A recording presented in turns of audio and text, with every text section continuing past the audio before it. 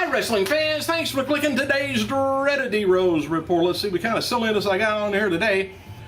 Sorry about my hair, too. It's just looks like that every day. Can't help it.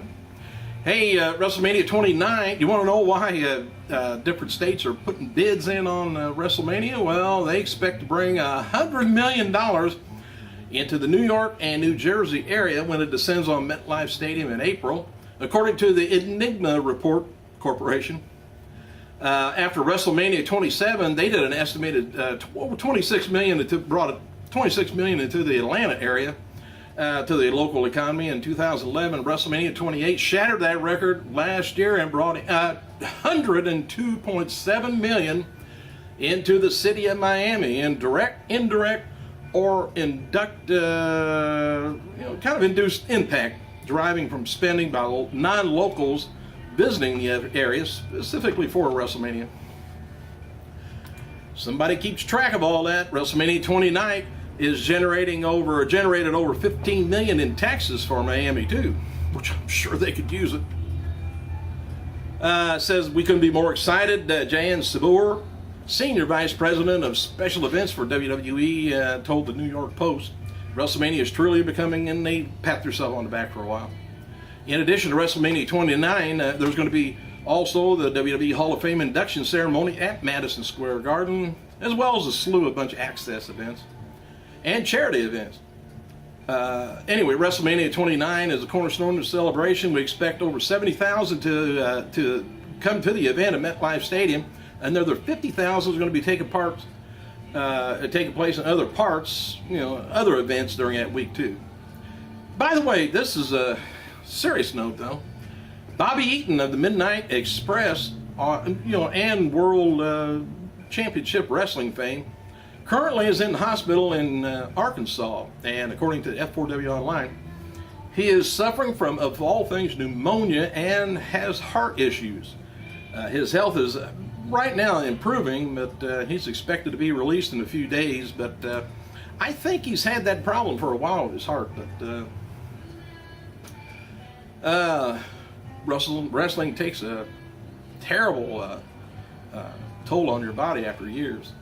Hey, today's birthday, believe it or not, old Joey Abs, remember him? Mean Street Posse, he turns 41 years old. And Jeff Gaylord, do you remember him maybe? He turns 53. But Gaylord is currently serving time in prison in connection with a bank robbery in Colorado in 2009. He was sentenced to 6 years in prison. And let me see, 2009, 10, 11, 12, 13, 14. I think you get 2 for 1, but you might be getting out soon if you're good.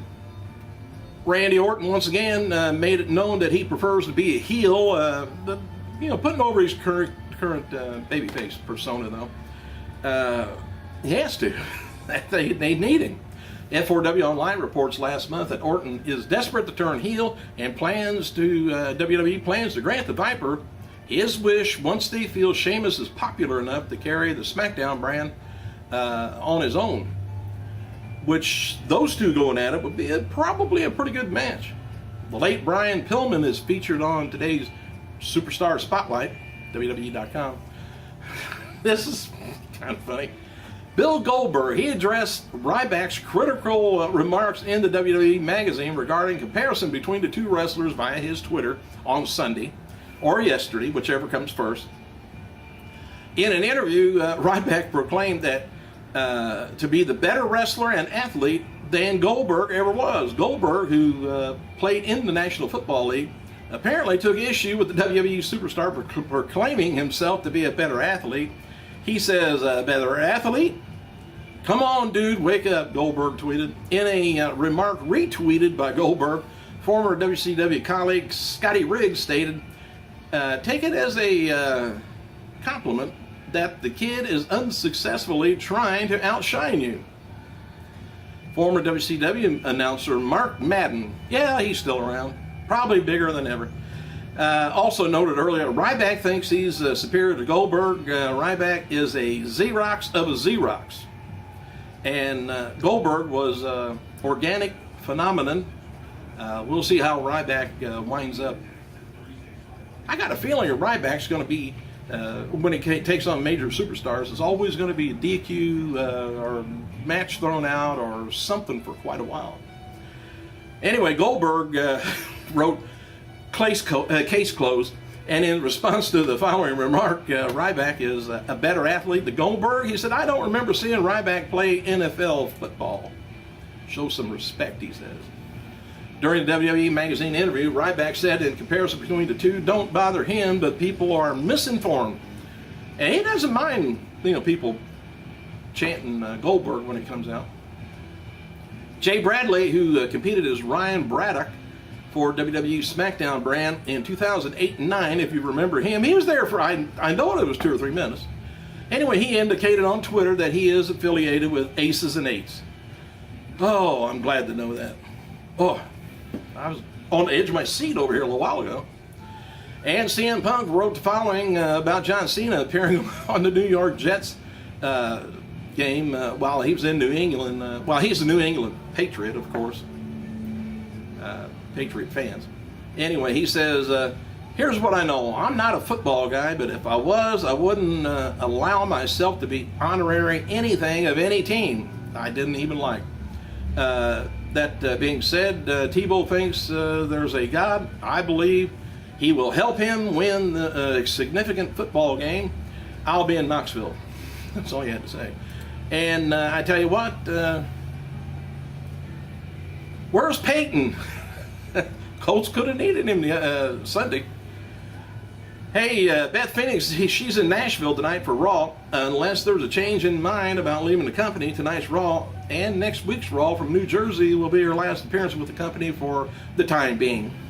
Going to take off, be with her loving guy that used to be called Edge. Now he's not called Edge anymore. He's called by his real name, Edge.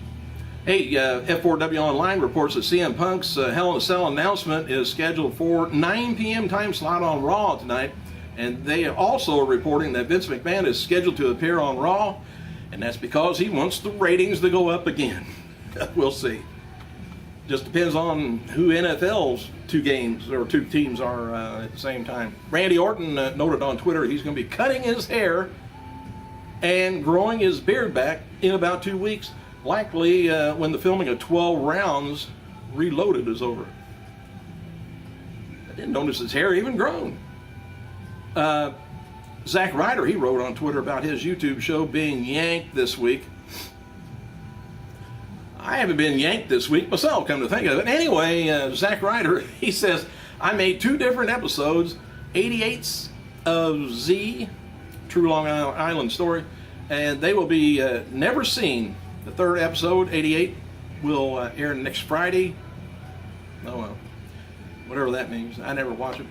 Hey, CM Punk announced on Twitter that his band is in hell. Will be attending next week's Raw in New Jersey. And apparently, members of the band are big wrestling fans. Anyway, it's the band, I guess, is This Is Hell. I'm not familiar with them either. And tonight, I'm not familiar even with you guys, come to think of it. Sorry, you probably are with me. Hey, tonight's WWE Raw is going to be taking place from the Bridgestone area, or Bridgestone Arena, if I read this right, in Nashville, Tennessee. The big news for tonight's show is CM Punk picking his opponent for Hell in a Cell, either John Cena or Ryback, or he will not pick it, and Vince McMahon will come out and pick the opponent. A match confirmed for tonight's Raw is going to be Rey Mysterio and Sin Cara taking on Damian Sandow and Cody Rhodes for the final of the tag team tournament. Advertised locally is going to be Sheamus taking on CM Punk. Focus points for tonight. If you want to know maybe what's going to be happening, will the champion Punk pick Cena or Ryback for Hell in a Cell? Will Cena even be cleared to compete with Hell in a Cell? Who will win the tag team tournament finals? Will Paul Heyman, what's he going to be doing next? If Punk doesn't choose Ryback, how might he react? Ryback or Punk? Anyway, he could pick Vince McMahon. He's kind of pissed at Punk So I kind of think he's going to pick RYBACK and have Cena for special guest referee. We'll see. You know, I made predictions on the TNA Bound for Glory. I done forgot what I picked. I don't know if I got it even close. All right, from TMZ, the people that's in everybody's business, Hulk Hogan is taking his sex tape fight to the big dogs, connecting with FBI this week, helping track down the lowlife who leaked his naked fun time footage to the media. TMZ has learned. He's going to end up finding out it's his buddy. Anyway, Hulk Hogan's attorney tells TMZ that the wrestler previously attempted to file a police report in Florida, but local police couldn't help him for two reasons. One, because he's Hulk Hogan. No, one, because of the tape was recorded in '06, and I guess there's a 4-year statute of limitations. It expired on the offense of unlawfully recording Hulk without his permission. Whew. Well, I'm glad. I know it's 6 years. I know it was 6 years around here, but it relieves me. Anyway, number two, the other offense, distributing illegal footage to the media across the state line, is so it's a federal problem, not a local crime. As a result, Hulk's attorney has contacted FBI and tracked down the sex leaker and bring this person to justice after he sells it for about $1 million, probably. We're told Hulk plans to meet with the FBI on Monday, which is today, if not sooner. Anyway, the following title changes took place at Bound for Glory. In case you missed it, Rob Van Dam defeated Zema Ion to win the X Division title.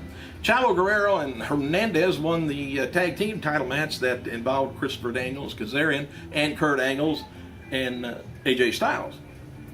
Tara defeated Miss Tessmacher to win the TNA Knockout title. Jeff Hardy defeated Austin Aries to capture the TNA World Heavyweight title. Devon was unmasked. He was one of the aces and eights, I guess. Anyway, Devon returned to TNA, and it was revealed as, I don't know if he was supposed to be the leader or not, but I think he might have been. And Tara revealed her Hollywood boyfriend as Big Brother Jesse Goddard's last night. Well, am I upset. Hey, thanks for clicking, you guys. I gotta go.